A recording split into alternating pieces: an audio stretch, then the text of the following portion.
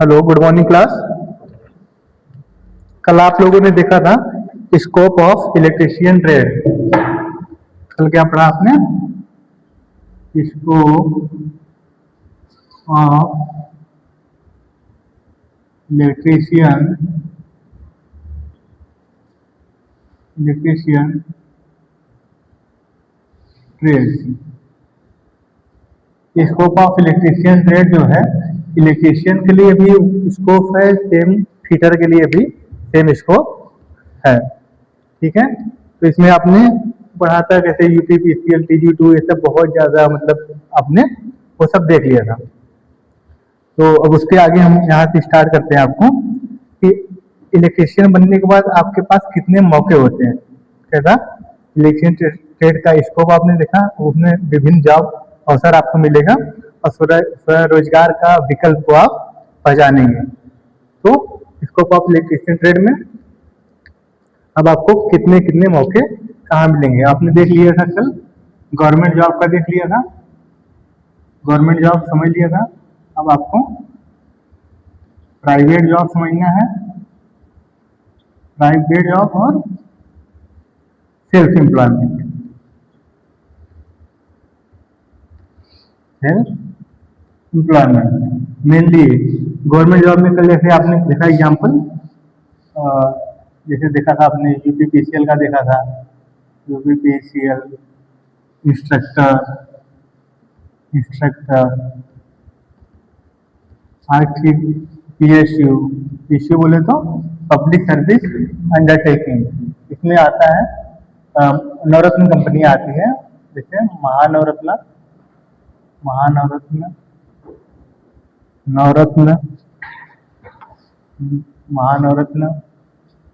Navratna, mini नवरत्न। ठीक है, government job ने आपने कल बहुत ज्यादा देखा था, जैसे सब स्टेशन देखा था, रेलवे देखा था, DRDO का देखा था, इसरो का देखा था, और ऐसे ही इंस्ट्रक्टर का देखा था। और उसमें आपका ये रह गया था पीएसयू बोले थे पब्लिक सर्विस अंडरटेकिंग, जिसमें आपकी नवरत्न कंपनी आती है, महानवरत्न आती है, मिनी नवरत्न आती है। तो ये जो महारत्न कंपनियां आती हैं, ये आपका जो स्टेट गवर्नमेंट पे और सेंट्रल गवर्नमेंट के जो वैकेंसी में आपको सुविधाएं मिलती हैं या सैलरी मिलता है, उससे कहीं ज़्यादा अच्छा सैलरी इसमें मिलता है, और इसका पर कहीं भी और अलाउंस उससे बेहतर होते हैं महानवरत्न कंपनियां में। जैसे सेल हो गया, आपने नाम सुना होगा, सेल का नाम सुना आपने? सेल हो गया, वेल हो गया, ये सब कैसी कंपनियां हैं? महानवरत्न कंपनी। तो ये गवर्नमेंट का ही अंडरटेकिंग होता है, गवर्नमेंट का ही अंडरटेकिंग होता है, गवर्नमेंट के थ्रू ही चलती है, बस इसको अलग एक यूनिट बना के चलाया जाता है। तो इसमें आपको सेल वेल ये सब में इससे अच्छा भी आपको अपॉर्चुनिटी इसमें गवर्नमेंट सेक्टर में है। और प्राइवेट सेक्टर कैसा आपका, जैसे आपने देखा होगा मल्टीनेशनल कंपनियां चल रही हैं आजकल, है ना, सुजुकी मोटर, मारुति और ऐसे होंडा, ये सब कैसे हैं? प्राइवेट सेक्टर है। तो इसमें क्या है कि आपको प्राइवेट सेक्टर में भी आपका जैसे आप ITI कंप्लीट होता है, ये आपको तुरंत ही मौका लग जाएगा। कई जगह कॉलेजेस में कैंपस भी आता है और खुद से भी आप अप्लाई कर सकते हैं। ये आजकल के डेट में ये कंपनियां भी अच्छी सैलरी दे रही हैं। ऐसे अभी सुजुकी का अभी मैंने लेटेस्ट देखा था, कहीं 30,000+ था।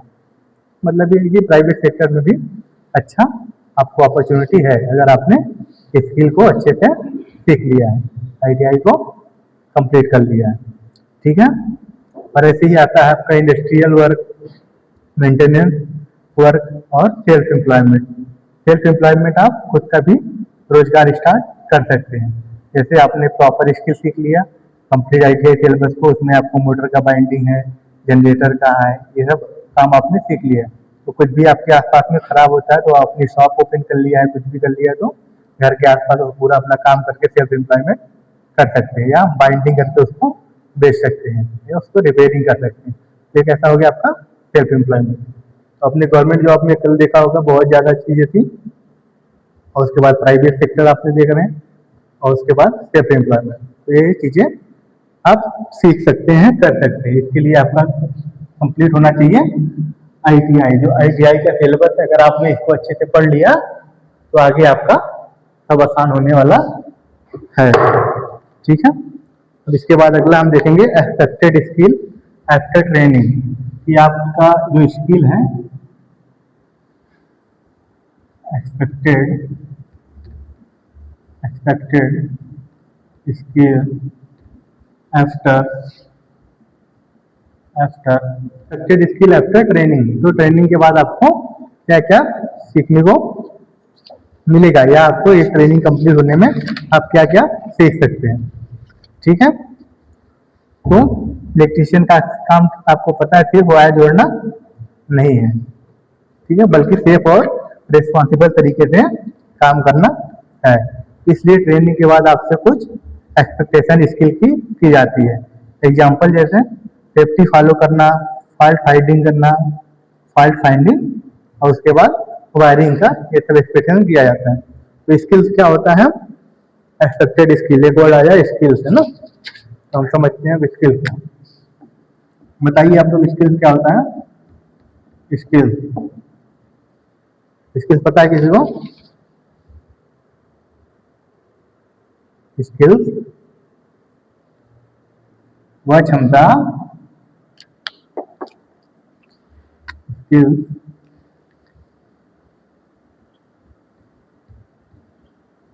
स्किल्स वह क्षमता जिससे हम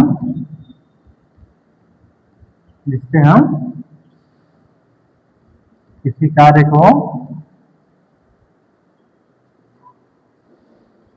को कुशलतापूर्वक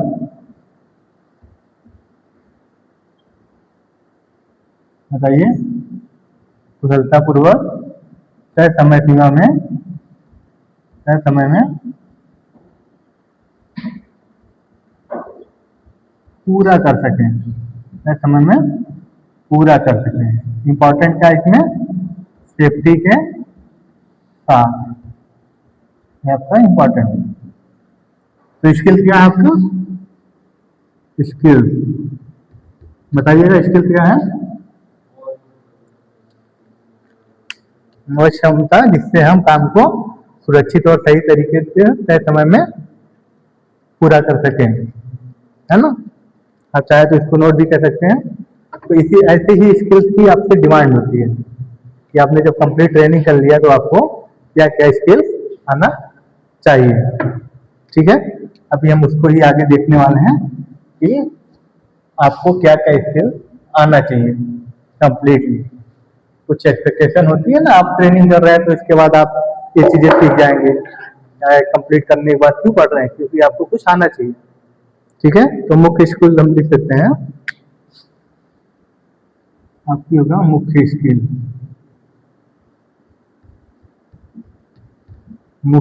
है, बताइए आपके हिसाब से मुख्य स्किल क्या हो सकता है? टेक्निकल नॉलेज समझ रहे हैं ना, टेक्निकल नॉलेज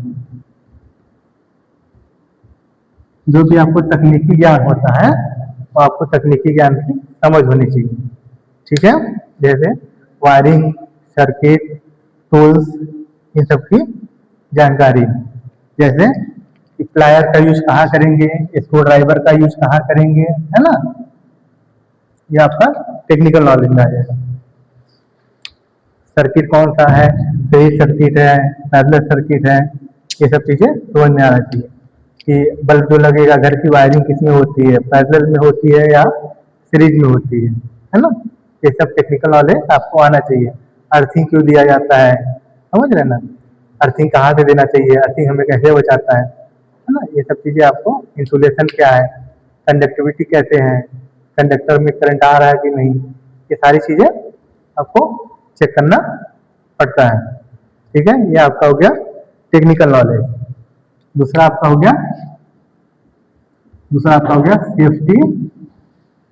सेफ्टी अवेयरनेस। बताइएगा आप लोग, सेफ्टी अवेयरनेस मतलब,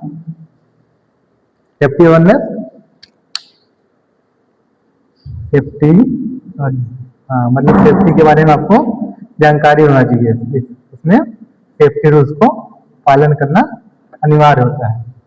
तीसरा होता है, मतलब उसी में है, एक्सीडेंट से बचाव, कि आप एक्सीडेंट से कैसे बचाव कर सकते हैं और सेफ्टी को कैसे फॉलो कर सकते हैं। उसमें आपको पीपीई पता होना चाहिए। किस मशीन के पास या किसी वर्कशॉप में जब आप काम कर रहे हैं तो उस टाइम पे आपको कौन कौन सा पीपीई वहाँ पे कंपलसरी है उसको पहनना चाहिए, और वो पीपीई आपको कैसे सुरक्षित बचाएगा। ठीक है, ये सब आपको सेफ्टी अवेयरनेस पता होना चाहिए। जैसे आपका होता है जहाँ पे बहुत ज़्यादा साउंड है उसके लिए आप क्या यूज करेंगे, उसके लिए आता है ईयरबड। हाँ ठीक है, और ऐसे ही वो हेलमेट तो कंपलसरी होता है, आई ग्लव्स होता है, एप्रॉन होता है, सेफ्टी ग्लव्स होता है ना, सेफ्टी शूज होता है। ये सबको आपको पूरा सेफ्टी के बारे में जानकारी होना चाहिए। ठीक है, अगर कुछ भी मशीन खराब हो रही तो आपको पहले क्या करना चाहिए, क्या रिस्पॉन्स करना चाहिए, या आपके किसी दोस्त को या अपने जानने वालों में से किसी के साथ कोई हादसा है तो उसके लिए आप सबसे पहले क्या करेंगे। ठीक है, तो सब आता है सेफ्टी अवेयरनेस में। समझ में आ रहा है सेफ्टी अवेयरनेस? तो अगर किसी को एक्सीडेंट हुआ तो सबसे पहले क्या करेंगे, हाँ इनके साथ को लाइफ से किसी का एक्सीडेंट होता है, आपके सहपाठी काम कर रहे हैं या आपके सहकर्मी आपके साथ काम कर रहे हैं कंपनी में, तो किसी को लाइट का विद्युत का शॉक लगता है तो उसके लिए आप क्या करिएगा सबसे पहले। हाँ हाँ ठीक है, गुड गुड गुड। हाँ इसी तरीके से इसका मतलब कि सबसे पहले हमें क्या करना है, सप्लाई को ऑफ करना है। सप्लाई ऑफ करने के बाद दूसरा स्टेप क्या लेंगे, उसको कैसे भी अगर वो शॉक से लगा हुआ है तो उसको करंट से अलग करेंगे। कैसे अलग करेंगे, वायर से किसी सूखे डंडे या लकड़ी से, मतलब इंसुलेटर मटेरियल से हम उसको अलग करेंगे। इंसुलेटर को और अच्छे से हम आगे बताएंगे। दूसरा स्टेप, पहला स्टेप स्विच ऑफ यानी सप्लाई ऑफ करना, दूसरा उसको किसी तरीके से लकड़ी के डंडे या सूखे चीजों से छुड़ाना खुद को इंसुलेट करके, है ना। खुद को इंसुलेट नहीं किया तो खुद को भी शॉक आ जाएगा। ठीक है, तो पहला सप्लाई है, दूसरा उसको लकड़ी के डंडे कैसे से अलग करना, तीसरा उसको अगर इनकेस ज्यादा कुछ हुआ है मतलब है तो उसको सीपीआर देना है, मतलब आर्टिफिशियल रेस्पिरेशन बोलते हैं उसको, आर्टिफिशियल रेस्पिरेशन, कि उसका लंग में सांस आ जा रहा है या नहीं जा रहा है। तो उसके लिए कई विधियां होती है उसमें सांस देने की, क्योंकि उसका जब सांस देगा तभी तो माइंड तक ऑक्सीजन जाएगा और वो जिंदा रहेगा, इसलिए सांस देना सबसे जरूरी होता है। तो सांस देने के लिए आपको क्या है, कई विधियां होती है उसमें, mouth to mouth, mouth to nose, artificial, 3-4 तरीके से विधियां होती है। तो इसमें से आप कोई भी दे सकते हैं। तो आपको तीन क्या हो गया, पहला आपने सप्लाई ऑफ किया, दूसरा आपने उसको अलग किया सर्किट से, लाइव वायर से उसको अलग किया, तीसरा क्या किया, उसको सीपीआर रेस्पिरेशन दिया, और चौथा काम आपको क्या है, मेडिकल हेल्प और तब जाके लोगों को बुलाना है। मेडिकल हेल्प लेना है, डॉक्टर को बुलाना है और लोगों को इन्फॉर्म करना है, जो भी आपके सीनियर है, अगर आप कंपनी में है, सुपरवाइजर है, ऐसे में। ठीक है, ये आपका हो गया सेफ्टी अवेयरनेस। तीसरा आपका हो गया प्रॉब्लम सॉल्विंग स्किल। क्या है तीसरा, problem solving skill. Problem solving skill बता सकते हैं आप लोग, प्रॉब्लम सॉल्विंग स्किल, फॉल्ट को जल्दी पहचानना, कोई फॉल्ट हो गया तो उसको जल्दी पहचानना और उसका सही से सॉल्यूशन देना है। जैसे आपको कोई अपने कुछ काम कर रहे हैं, कुछ भी आपका ये बल्ब फ्यूज हो जाता है, बल्ब फ्यूज हो जाता है तो आपको कैसे पता चलना है,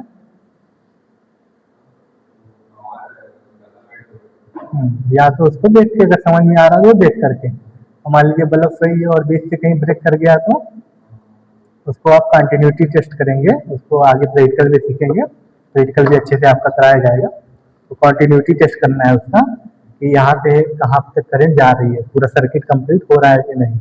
ठीक है, तो सर्किट कंप्लीट होगा तो कंटिन्यूटी टेस्ट में क्या होता है, वो आपका थोड़ा थोड़ा आवाज आता है, उसमें हॉर्न करता है। ठीक है, कंटिन्यूटी बताता है, तो अब तक तो इसलिए आप समझ जाएंगे कंटिन्यूटी बराबर है, नहीं है तो बीच से ब्रेक है तो कंटिन्यूटी नहीं बताएगा। आप मल्टीमीटर से यूज करेंगे सीखना, उसमें आप चेक कर सकते हैं। ये हो गया आपका प्रॉब्लम सॉल्विंग स्किल। तो जहाँ पे कंटिन्यूटी नहीं आ रही इसका मतलब सर्किट कंप्लीट नहीं हो रहा है, तो वहाँ पे वायर को जोड़ना है या चेंज करना है तो आपका कंप्लीट हो जाएगा। चौथा हो गया आपका hand tool handling skill. Tools handling skill क्या है? Tools handling skill. ठीक है, अभी तक आपने पहला देख लिया, टेक्निकल नॉलेज आपको समझ में आया। दूसरा अपनी सेफ्टी अवेयरनेस सबसे इम्पोर्टेंट है। सबसे पहले सप्लाई ऑफ करना है, फिर जो भी पीड़ित व्यक्ति है उसको खुद को इंसुलेट करके उसको अलग करना है। उसमें तीसरा रेस्पिरेशन और चौथा मेडिकल है। तीसरा आपने देख लिया प्रॉब्लम सॉल्विंग स्किल्स। अब चौथा आपको देखना है टूल्स हैंडलिंग स्किल ना। टूल्स का मतलब जो हमारे पास औजार हैं हम उसकी कैसा प्रयोग करना है, सही तरीके से कैसा प्रयोग कर सकते हैं। ठीक, सेफ्टी के साथ में बताइए टूल्स का प्लायर का जैसे यूज है तो वहाँ पे प्लायर ही यूज करना है। अब प्लायर में जब आप देखेंगे नोज टाइप प्लायर होता है, फ्लैट प्लायर होता है, तो कई टाइप्स के हैं, है ना। किस भी इक्विपमेंट को प्रॉपर जगह यूज करना है उसको वहाँ पे यूज करना है। वायर स्ट्रिपर का क्या यूज है, टेस्टर का क्या यूज है ना। ये सब चीज़ों आपको जो भी टूल्स हैं आपने हैंड कटिंग मशीन यूज करेंगे, है ना। तो कटिंग के लिए कौन सी फाइल्स कहाँ पे फिटर में यूज होगी ना, कौन सी फाइल्स, अलग अलग टाइप की फाइल, राउंड नोच फाइल, फ्लैट फाइल, तो सारी फाइल कौन सी फाइल जो रहती है होती है कहाँ पे यूज होता है। ठीक है, तो आपके टूल्स भी एक कंप्लीट चैप्टर है, कई सारे टूल्स हैं वहाँ पे डिटेल में हर टूल्स का उसका उपयोग और उसके बारे में हम लोग वहाँ पे सीखेंगे। वायर गेज का कहाँ यूज होगा, माइक्रोमीटर का कहाँ यूज होगा, ये सब चीज़ें आपको स्किल्स का कहाँ यूज होगा तो वहाँ पे आपको समझना है। ठीक है, ये हो गया आपका टूल्स हैंडलिंग स्किल। और अगला आएगा आपका कम्युनिकेशन स्किल्स। कम्युनिकेशन स्किल आप लोग समझ रहे हैं, कम्युनिकेशन स्किल, कम्युनिकेशन स्किल्स बताइए। बात करने का तरीका। हाँ, बोलिए। हाँ, टेलीकॉम भी एक है, अच्छा है, टेलीकॉम भी है। मतलब हम आपस में कैसा, जैसे आपने कम्युनिकेशन स्किल किए हैं कि आप अपने कस्टमर से कैसे बात करेंगे, समझ रहे ना। कस्टमर को आपको मीडियम में कैसे बात करना है, कस्टमर को कैसे हैंडल करना है, उसका एक्सपीरियंस कैसे लेना है। जैसे जब आपके पास हमने कंप्लीट कर लिया, ITI कंप्लीट कर लिया, एक आपका सर्टिफिकेट भी मिलता है। अगर जैसे अगर वायरमैन परमिट है ना, ITI के बाद वायरमैन परमिट जो आपको कॉन्ट्रैक्ट मिलता है गवर्नमेंट से, तो वायरमैन परमिट सर्टिफिकेट होना है। उसके बाद उसमें और एक दो सुपरवाइजर का भी सर्टिफिकेट अलग होता है। ये सब लगा करके आपको मिलता है। आप गवर्नमेंट के पास, गवर्नमेंट के किसी भी जो भी वहाँ पे रिप्रेजेंटेटिव रहेंगे, आप उनसे कॉन्ट्रैक्ट लेने के लिए जाएंगे ना, ठेकेदारी कोई भी काम लेना है कि यहाँ से इस गांव में यहाँ से यहाँ तक पूरा में पोल्स का हम काम लेंगे और वायर बिछाने का काम लेंगे, है ना। उस टाइम पे आपकी कम्युनिकेशन स्किल स्ट्रांग है तो आप डील को फाइनल कर ले जाएंगे और डील को अपने फेवर में क्लोज कर सकते हैं। अगर कम्युनिकेशन स्किल पुअर है तो नहीं सीख पाएंगे। ऐसे ही कम्युनिकेशन स्किल का हर जगह आपको काम आने वाला है। जैसे इंस्ट्रक्शन को समझना, कंपनी में अपने सुपरवाइजर हो गया आपका, या जो भी बड़े अधिकारी हो गए, उनका इंस्ट्रक्शन तो जो दे रहे हैं उस इंस्ट्रक्शन को आप कैसे समझ सकते हैं, है ना। क्योंकि वो तो कोई इंस्ट्रक्शन देंगे, अगर आपकी कम्युनिकेशन स्किल है, अच्छी है, तो आप अच्छे से कम्युनिकेट करके उनकी बातों को समझ पाएंगे, पोलाइटली अपनी बातों को भी रख पाएंगे। इनके साथ आपको कुछ परेशानी हो रही, इनके साथ आपको छुट्टी चाहिए, है ना, ये सब चीज़ें कैसे होगी, कम्युनिकेशन स्किल अच्छा है, पोलाइटली व्यवहार करके आप अपना अच्छे से काम कर सकते हैं, है ना, और कंपनी में बने रह सकते हैं, उससे आपका इमेज भी अच्छा होगा। समझिए, मतलब कम्युनिकेशन स्किल आपका अच्छा है तो आपका डील भी फाइनल होगा। कस्टमर जो आपको, अगर आप गांव इधर अपने एरिया में काम कर रहे हैं तो उसमें आपको जैसे जो काम मिलता है, किसी के घर का, हॉस्पिटल का वायरिंग करना है, काम मिलेगा ना, तो कस्टमर से डील कर पाएंगे तभी ना। कस्टमर को डील करने के लिए क्या है, कम्युनिकेशन अच्छा होना चाहिए। ऐसे ही गवर्नमेंट का टेंडर लेने के लिए कम्युनिकेशन स्किल अच्छा होना चाहिए। ठीक है, कंपनी में काम करने के लिए कम्युनिकेशन स्किल अच्छा होना चाहिए। ये सब चीज़ें आपका कम्युनिकेशन स्किल में आती हैं। अगला पॉइंट है आपका यहाँ तक समझ में आया ना कम्युनिकेशन स्किल। अगला पॉइंट आपका टाइम मैनेजमेंट। टाइम मैनेजमेंट, ठीक है। टाइम मैनेजमेंट बताइएगा क्या होता है टाइम मैनेजमेंट। हाँ हाँ बताइए, कुछ भी बताइए।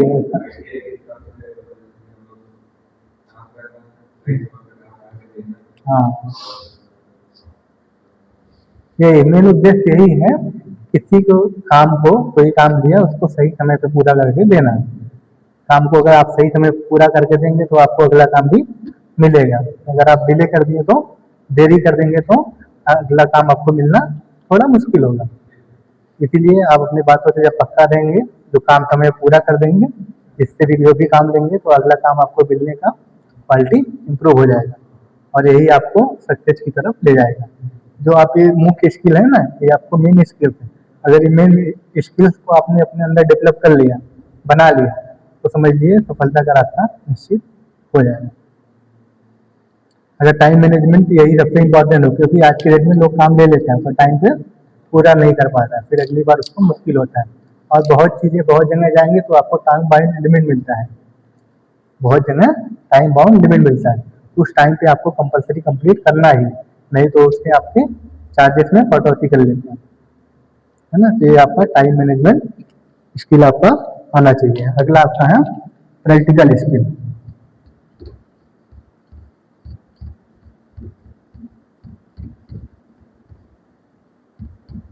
प्रैक्टिकल स्किल बताइएगा।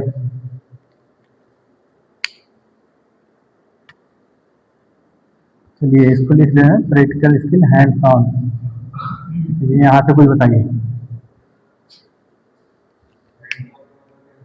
प्रैक्टिकल स्किल जो आपके हाथों में होना चाहिए। हाँ, कि मतलब आप अपने से क्या क्या आपको, मतलब वो नहीं होता कि हाँ आपके अंदर एक हुनर है, that was a practical skill. हाँ, आपके पास क्या क्या हुनर होना चाहिए। जैसे आपने कंप्लीट सिलेबस कंप्लीट कर रहे हैं, 2 साल का ट्रेड कंप्लीट कर रहे हैं, 2 साल का समझ रहे हैं, पढ़ रहे हैं, सीख रहे हैं, है ना। ITI में इन्वेस्टमेंट दिया, पैसे भी दे रहे हैं। उसके बाद आप सबके पास ये स्किल्स होनी चाहिए, technical knowledge, safety awareness, problem solving skill, tools handling skill, communication skills, time management skill और प्रैक्टिकल स्किल, है ना। अब प्रैक्टिकल स्किल में आपको क्या क्या आना चाहिए, ऐसा आपको कुछ तो आना चाहिए ना प्रैक्टिकल स्किल, जो कि इम्पोर्टेंट है आज के डेट में। अभी आपका जो भी गवर्नमेंट सेक्टर का निकालता है ना, जैसे मैंने कल ही बताया कि लोग क्या करते हैं, DRDO, इसरो है, अभी वो आपका टेस्ट लेते हैं, जो भी रिटन टेस्ट ले लिया उसके बाद आपका स्किल टेस्ट लिया जाता है, फाइनल भर्ती स्किल टेस्ट लिया जाता है। स्किल टेस्ट का अगर नंबर नहीं भी देते हैं तो उसके ऊपर आपको जज करते हैं आप यहाँ पे काम कर सकते हैं या नहीं कर सकते, समझ रहे हैं ना। स्किल टेस्ट इसलिए होता है, तो स्किल टेस्ट में आपको दे देंगे, मशीन ऑन करने को दे दिया, कुछ भी दे दिया है ना, इसका सीरीज मोटर कैसे स्टार्ट होगा, फ्रंट मोटर कैसे स्टार्ट होगा, तो आपको जनरेटर कैसे स्टार्ट होगा, या जनरेटर मोटर सेट आप कैसे चला सकते हैं, तो उसमें से कुछ भी प्रैक्टिकल आपको करा सकते हैं, है ना। या ओम्स लॉ को कंप्लीट करा सकते हैं, है ना, बल लगा के ओम्स लॉ को रेजिस्टेंस को वैरी करके कि आपको किसका रेजिस्टेंस कम किया तो क्या इफेक्ट पड़ रहा है ना। तो ये सब चीज़ें आपको दे सकते हैं, तो ये आपको स्किल टेस्ट में कंप्लीट आना चाहिए। तो ऐसे ही जैसे स्किल टेस्ट आपका समझिए, वायरिंग अच्छे से आना चाहिए आपको, इंस्टॉलेशन आना चाहिए, रिपेयरिंग करना आना चाहिए, बाइंडिंग, ये सब कुछ चीज़ें आपको आना चाहिए। तो ये आपका हो गया प्रैक्टिकल स्किल। ये 7 पॉइंट आपके मेन मेन कंप्लीट होना चाहिए, है ना। तो अब अभी समझिए आप, knowledge plus skills plus safety. अब आप समझ गए होंगे परफेक्ट इलेक्ट्रीशियन बनने के लिए क्या क्या जरूरी है, बताइएगा। अगर आपको परफेक्ट इलेक्ट्रीशियन या परफेक्ट ITI में जैसे आप जिस भी ट्रेड से कर रहे हैं, तो परफेक्ट होने के लिए क्या क्या आपको आना चाहिए। हाँ हाँ हाँ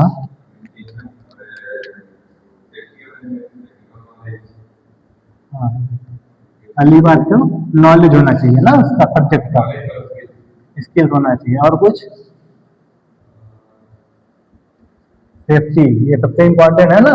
सेफ्टी नहीं है तो कुछ भी, अब यहाँ आप परफेक्ट हो जाएंगे। है ना। सब्जेक्ट नॉलेज अच्छा होना चाहिए आपका, स्किल्स आपकी अच्छी होनी चाहिए, और आपका सेफ्टी, ये तीनों चीजें आएंगी तो आप अपने काम में परफेक्ट हो जाएंगे, है ना। अगर ये स्किल्स को आप सीख रहे हैं तो स्किल सीख गया तो आपको क्या मिल जाएगा, जॉब मिलेगा, और अगर स्किल को परफेक्ट कर लेंगे तो सक्सेस मिल जाएगी, है ना। ये आपका मेन हो गया, आपका नॉलेज, स्किल और सेफ्टी यहाँ आपका परफेक्ट हो जाएंगे आप। ये था आपका, ये आपका था expected skill of electrician trade, है ना। ये आपसे क्या क्या एक्सपेक्ट किया जाता है, समझ में आया यहाँ तक आपको? एक्सपेक्टेड स्किल समझ में आ गया ना, ठीक है। अब मान लीजिए आपको अगला पॉइंट आता है एक्सीडेंट। एक्सीडेंट बताइएगा, एक्सीडेंट से क्या समझ रहे हैं आप? एक्सीडेंट से क्या समझ रहे हैं? एक्सीडेंट अचानक होता है या कुछ रीजन होता है? क्या रीजन होता है? रीजन होता है लापरवाही। देखने में लगता है कि एक्सीडेंट हो रहा है, तो उसके पीछे रीजन जो का होता है लापरवाही, है ना। तो एक्सीडेंट किस किस टाइप का हो सकता है?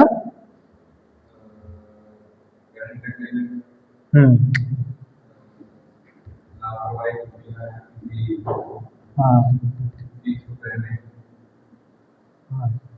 इलेक्ट्रिक शॉक,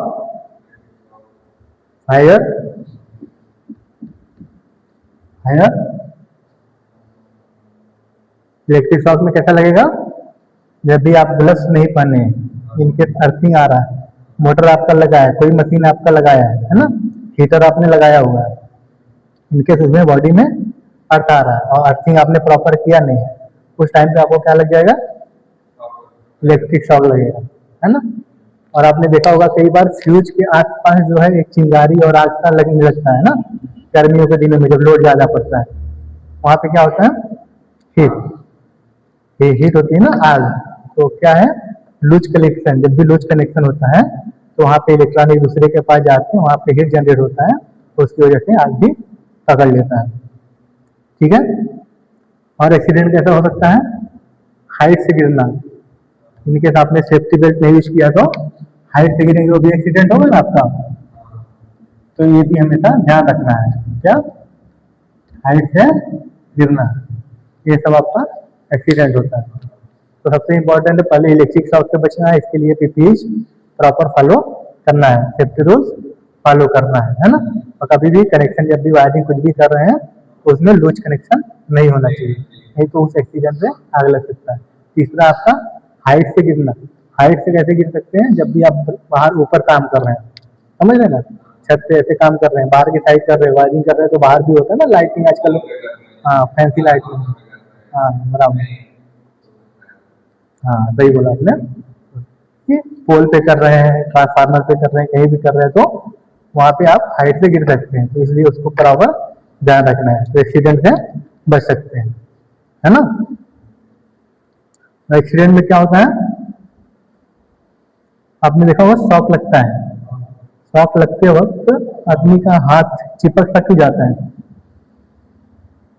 जब शॉक लगता है देखेंगे ना मसल्स वहां पे जल जाते हैं। किसी को देखा होगा आग लगा है, उसकी हाथ ऐसे टेढ़ा सा हो गया है, ये हो गया है ना, कहीं कहीं का भी देखा होगा आपने। ऐसा क्यों होता है? हम्म हम्म हम्म, बोलिए। हम्म हम्म हम्म, ठीक है, हाँ सही, बढ़िया। शॉक लगते ही करंट जो है, जो करंट हमारे बॉडी में आती है, शॉक लगती है, जो मसल्स होती हैं इनको कंट्रोल से बाहर कर देता है, शॉक लगते ही इनको कंट्रोल से बाहर कर देगा, तो हाथ जो है हमारे मसल्स जो है तब ये सिकुड़ जाते हैं, समझ रहे हैं, तब ये सिकुड़ जाते हैं। तो इसीलिए जब हम उसको छुड़ाना चाहें तो छुड़ा भी नहीं पाते हैं, क्योंकि ये हमारा क्या है, कंट्रोल से बाहर हो जाता है, तो हम इसको चाह करके भी वायर को छोड़ नहीं पाते। तो इसे कहते हैं मसल का contraction, muscle contraction due to current. Current के कारण जो है मसल का कॉन्ट्रैक्शन हो जाता है, समझ नसीब हो जाता है। क्यों? क्योंकि जब भी करंट जाती है, करंट कैसे कंप्लीट होता है, उसको चाहिए कंडक्टर। हमारा बॉडी बिहेव करता है कंडक्टर के तरीके से, है ना। तो जब एक कंडक्टर से करंट जाती है तो सर्किट कंप्लीट होता है। अगर आप सेफ्टी से अगर ग्लव्स लगा के पहना हुआ, इनके साथ कुछ फाल्ट करंट है छोटी मोटी, तो आपको क्या है, सेफ्टी ग्लव्स क्या करेगा, सेफ्टी ग्लव्स क्या करेगा, इंसुलेटर का काम करेगा। इंसुलेटर का काम करेगा तो करंट आपके बॉडी तक नहीं आएगा, तो वहां पे रुक जाएगा। जब वहां रुक गया तो सर्किट कंप्लीट नहीं हुआ, तो आपको शॉक नहीं लगेगा। इसीलिए आपको सेफ्टी शूज भी पहनना अनिवार्य होता है। जब आप वर्कशॉप में जाइएगा तो आपको वहाँ पे सेफ्टी शूज भी अनिवार्य होता है। तो सेफ्टी शूज अनिवार्य है, सेफ्टी शूज का जो है हमें इंसुलेटर का काम करता है। करंट हमारे बॉडी में इनके आ भी जाता है, अगर वो जब कंप्लीट नहीं हो रहा, सर्किट जमीन तक नहीं जा रहा है, अर्थ नहीं पा रहा है, तो सर्किट कंप्लीट नहीं होगा, तो इलेक्ट्रॉन वहीं पे रुक जाते हैं। जैसे मान लीजिए आपका कोई बल्ब है ना, बल्ब है ना, ये आपका लग गया फेज, ये आपका लग गया न्यूट्रल, है ना। इनके साथ का यहाँ से ब्रेक कर जाए हुआ है, तो क्या ये बल्ब जलेगा? नहीं जलेगा ना। तो ये क्या है, हमारे बॉडी में जब यहाँ तक करंट आ जाती है ना, यहाँ तक करंट आ करके हमारी बॉडी अगर समझेंगे जब यहाँ पे करंट आ गई, यहाँ आ गई, और यहाँ पे अगर आपने शूज पहना हुआ है, शूज क्या करेगा, इंसुलेटर। इंसुलेटर का क्वालिटी क्या होता है, करंट को पास नहीं होने दे। तो करंट यहाँ से तो चल गई है ना, यहाँ से चल गई, पर यहाँ तक ही आगे रुक पाई, यहाँ आगे नहीं आ पाई, इसलिए सर्किट कंप्लीट नहीं हुआ, तो हमें करंट नहीं लगा। समझ रहे ना। इसको आप इलेक्ट्रिसिटी के चैप्टर में कंप्लीट हम डिटेल में समझा देंगे। तो ये हुआ क्या, इलेक्ट्रॉन यहाँ से यहाँ तक आया और करंट यहीं तक आगे रुक गई, ये आगे कंप्लीट नहीं कर पाई, इसलिए हमें शॉक नहीं लगा। तो यही रीजन होता है कि आपको हमेशा सेफ्टी को फॉलो करना चाहिए। शूज को, ग्लव्स को कंपल्सरी हर जगह पहनना चाहिए। कभी भी कोई भी काम करने से पहले हमें पहनना चाहिए। अगला पॉइंट हम देखते हैं। यहाँ तक समझ में आया? किसी कोई दिक्कत? यहाँ तक किसी कुछ क्वेश्चन है? नहीं। अगला पॉइंट देख लेते हैं, सेफ्टी, है ना। एक्सीडेंट देखा ना, एक्सीडेंट के बाद सेफ्टी, हम उसको बच कैसे सकते हैं, बताइए। सेफ्टी का मतलब,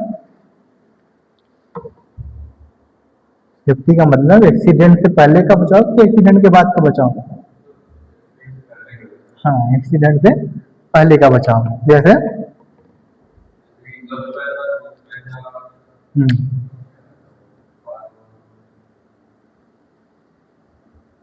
बताइए, सेफ्टी रूल्स बताइए।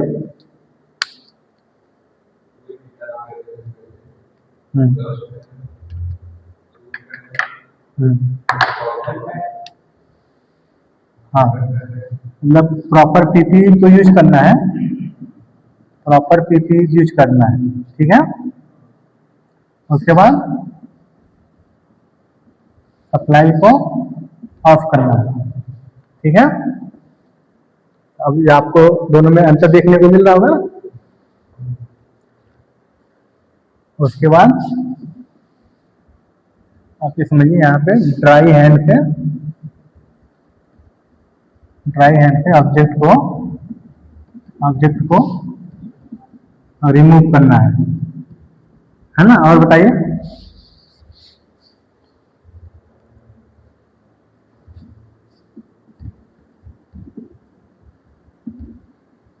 प्रॉपर टूल्स का यूज करना है, और अर्थिंग जो है मस्ट होना चाहिए। समझ रहे ना, ये आपका सेफ्टी रूल्स है।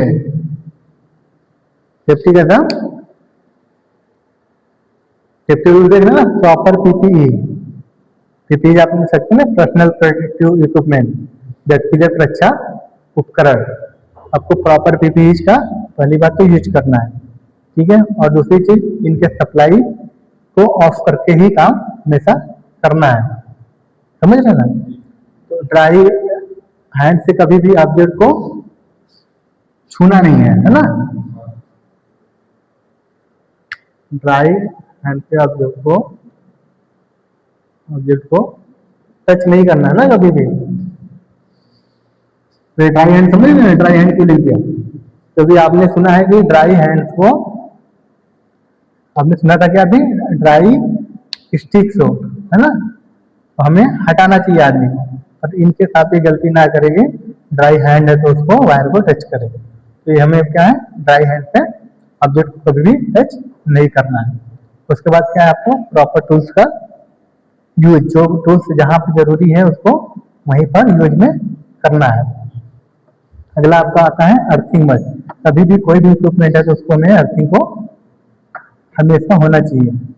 अर्थिंग क्या करती है आपको, अर्थिंग आपको क्या करता है, बचाता है, शॉक लगने से बचाता है।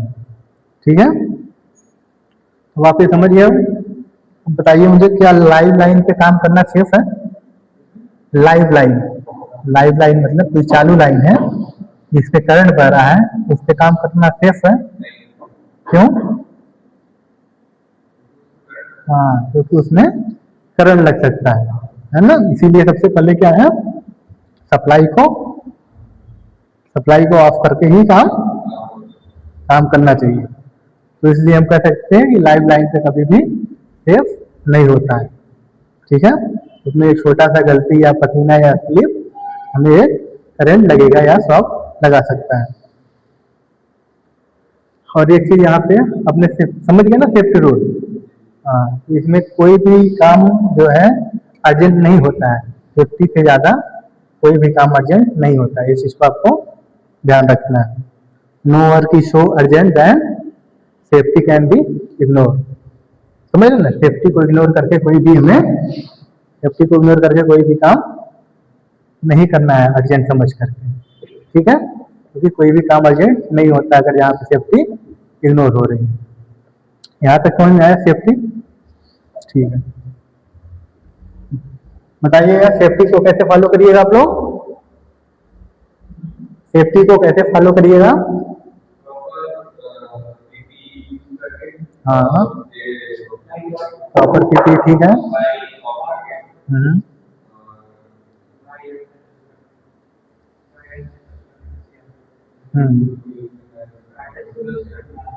हाँ, ठीक है, इस तरीके से हम सेफ्टी को फॉलो करेंगे। प्रॉपर पीपीई, पहली बात तो पहनेंगे, काम करने से पहले हमेशा सप्लाई को ऑफ करेंगे। कभी भी नंगे वायर को, बेयर कंडक्टर है ना, खुले तार को हाथों से नहीं छुएंगे। और हमेशा प्रॉपर टूल्स का यूज करेंगे। और जिस भी मशीन पे, इक्विपमेंट पे काम करने जा रहे हैं वो प्रॉपर अर्थिंग है कि नहीं, इस चीज को सुनिश्चित करेंगे। ये आपका हो गया सेफ्टी। ठीक है, अगला पॉइंट आता है आपका आग।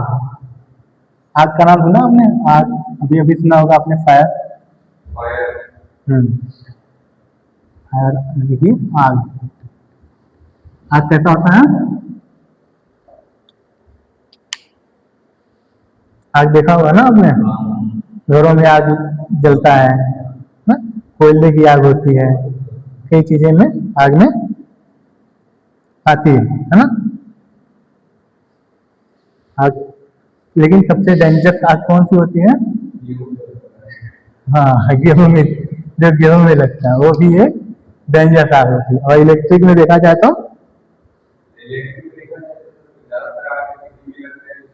हाँ, इलेक्ट्रिक में इलेक्ट्रिकल फायर सबसे डेंजरस होती है, खतरनाक होती है। हाँ,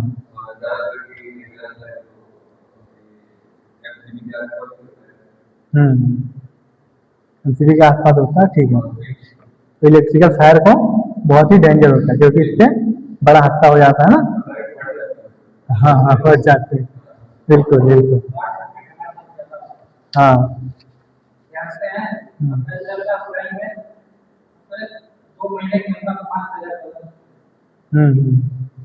तो वहाँ पे देखिए, वहाँ पे सर्किट को, अच्छा, हाँ हाँ, उसको एक बार प्रॉपर इलेक्ट्रिशियन बुला करके उसको मेंटेन कराइए।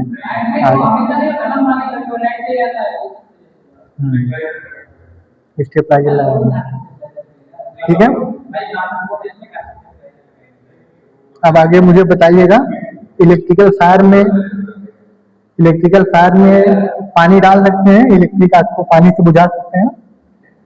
इलेक्ट्रिकल फायर है, विद्युत से लगी हुई आग में पानी डालना चाहिए, पानी डाल के बुझाना चाहिए। हाँ ठीक है, पानी क्यों नहीं डालते?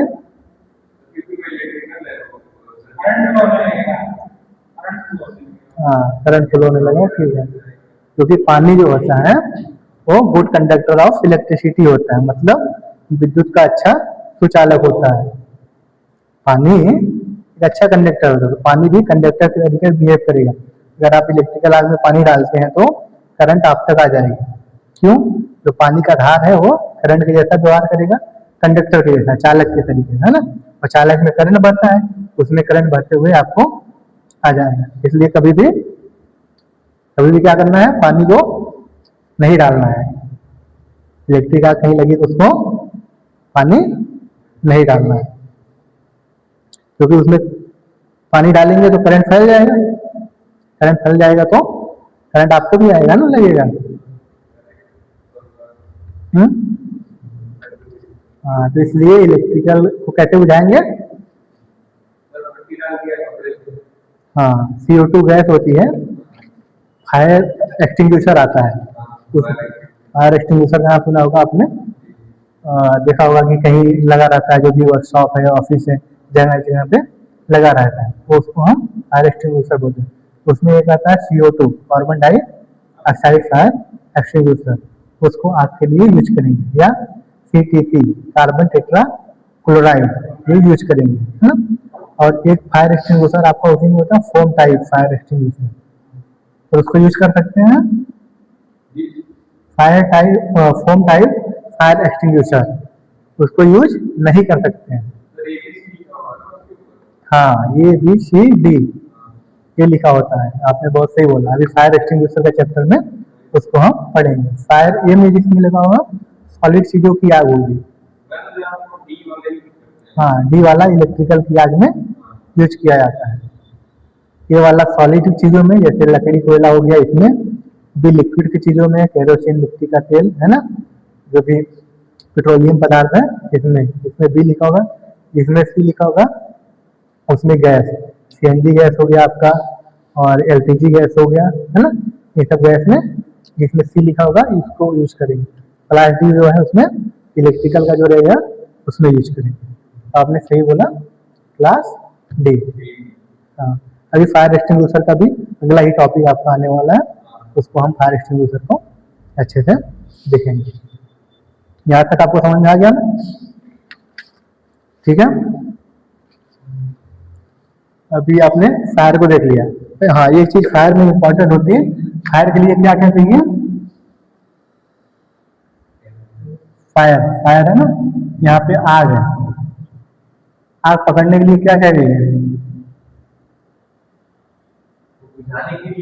नहीं, आग कैसे पकड़ेगी? किन किन चीजों से मिलकर आग बनती है? अगर उसमें से कोई सी एक चीज को हम हटा देंगे तो आग बुझ जाएगी। मैं ये पूछ रहा हूँ। हाँ, एक तो ऑक्सीजन बोल दिया आपने, बहुत अच्छा, ऑक्सीजन। एक तो ऑक्सीजन हो गया, दूसरा बताइए बताइए।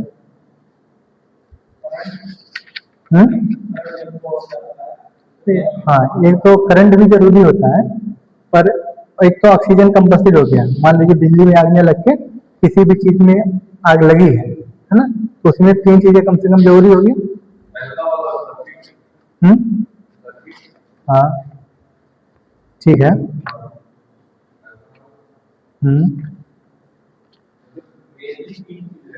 हाँ, मेनली 3 चीज से आग, जिससे 3 चीज से हम्म। अगर इलेक्ट्रिक है तो सर्किट की जरूरत है ना, इलेक्ट्रिक नहीं है तो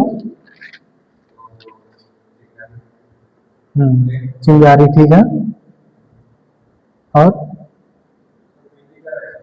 तो वही मैं बता रहा था, एक हो गया आपका हीट, यानी कि उष्मा होता है ना, उष्मा, और एक हो गया आपका हाँ हाँ।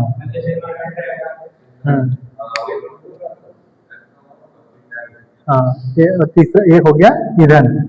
ईंधन समझ ना, फ्यूल, फ्यूल है ना, फ्यूल, ये तीन चीजें मिलके बनेगा। इसमें तीनों में से कोई एक भी आपने हटा दिया तो आग आपकी बुझ जाएगी, है ना। हीट, ऑक्सीजन और फ्यूल, फ्यूल बोले तो ईंधन, है ना। हाँ हाँ, एल्कोहल एक फ्यूल में आएगा ना, ईंधन, ईंधन। फ्यूल, फ्यूल जो है, हाँ हाँ, फ्यूल वही। तो कभी भी आग लगने के लिए जनरली हम लोग क्या देखते हैं, किस चीज में आग लगता है, क्या होता है, वो फ्यूल ही रहता है। लकड़ी में आग लगा तो आपका क्या है, आग जो जनरली आग आपके घर इसमें लग जाती है वो फ्यूल ही तो होता है। लकड़ी क्या है, फ्यूल है। ऑक्सीजन क्या है, फ्यूल है। और गैस क्या है, फ्यूल है ना। तो ये सब चीजें क्या है, फ्यूल है आपका। केरोसिन क्या है, फ्यूल है ना। एलपीजी क्या है, फ्यूल है। ये सब जितनी चीजों में आग लग रहा है वो आपका फ्यूल है।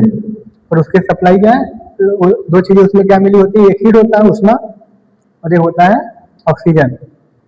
अगर हम इनकेस, जब आपने देखा होगा कि एलपीजी सिलेंडर में कभी आग लग रही है, अभी वो लोग जो सेफ्टी के लिए अवेयरनेस चलाते हैं, जागरूक करते हैं लोगों को,